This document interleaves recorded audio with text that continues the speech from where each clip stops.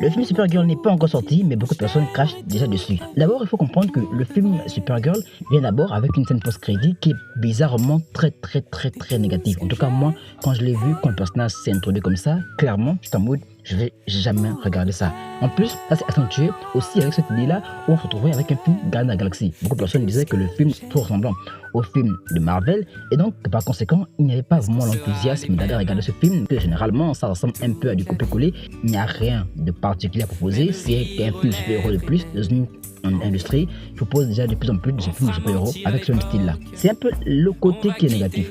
Par exemple, il y a des youtubeurs qui ont fait une vidéo disant, que reprocher ce film de ressembler au film de James Gunn, c'est comme reprocher James Gunn d'être James Gunn.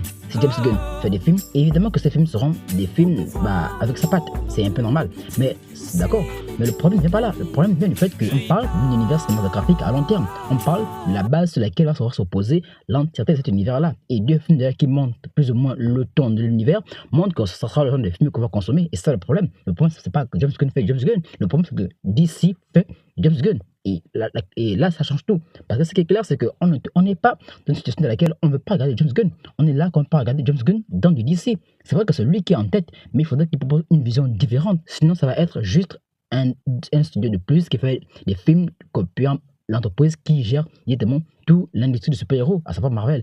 Et pour moi, c'est problématique parce que DC a vraiment ce potentiel-là, et pour moi, j'ai un peu ce sentiment-là que James Gunn s'en fiche royalement de ce qu'il produit. Enfin, je pense, parce que là où d'abord il fait une proposition où il voulait ajouter Deadpool dans une scène post-crédit, tu as tellement de personnages incroyables dans ton univers.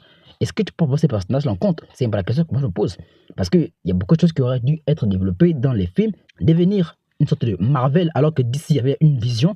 Et pour moi, de ma façon de voir, c'était que la vision-là devait être portée, améliorée sur une réalisation qui porte aussi bien ses fruits. Enlever ce côté de trop sombre, mais ne pas totalement dénaturer l'univers. Parce que sinon, moi, je ne trouve plus d'intérêt à aller regarder un film d'ici si ça ressemble maintenant à du Marvel. D'abord que j'ai un peu souffert avec le film Superman, même si j'ai apprécié, sauf le personnage de David Corenswet, que j'ai pas vraiment aimé, l'acteur qui joue Superman.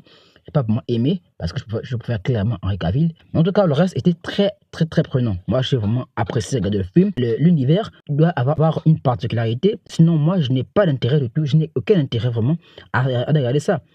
Est-ce que je dois dépenser de l'argent pour aller regarder une franchise qui propose presque le même service qu'une autre?